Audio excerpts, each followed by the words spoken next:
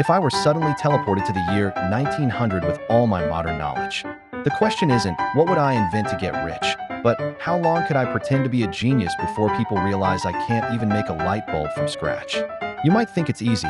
Build the internet, create smartphones, invent AI. Yeah, just try it. In 1900, electricity wasn't even widespread. Computers were still mechanical calculators.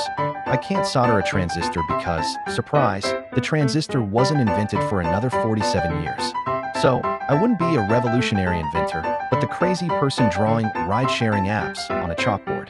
But let's explore some get-rich-quick fantasies of a pretentious time traveler. Building the internet.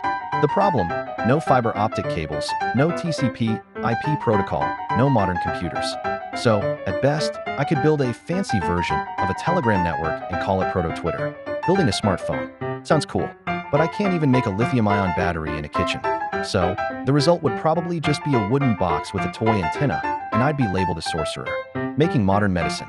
Now, this is more plausible. I could pretend to be a genius just by saying, washing your hands is important. Suddenly, I'm seen as a visionary.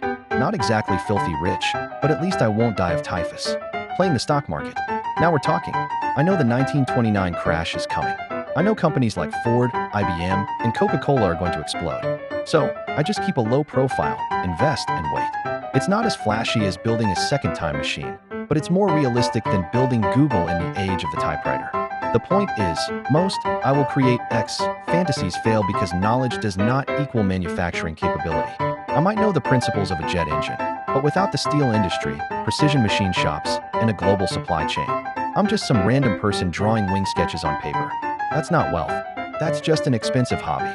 So, if I'm serious about getting rich in 1900, I won't bother creating anything new. I'll use a cheap trick, predicting things I already know will happen. I'll be the technology prophet who is always right. Imagine me telling investors, trust me, in 60 years, humans will land on the moon. They laugh. I buy aerospace stocks. They go bankrupt. I get rich. The conclusion?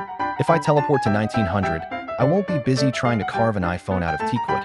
I'll relax, play the stock market, maybe patent small ideas like the ballpoint pen or Velcro, and slowly enjoy my status as the most know-it-all person of the 20th century. Because honestly, with modern knowledge but without modern infrastructure, the realistic choice isn't to be Steve Jobs. It's to be a fortune teller who happens to always be right.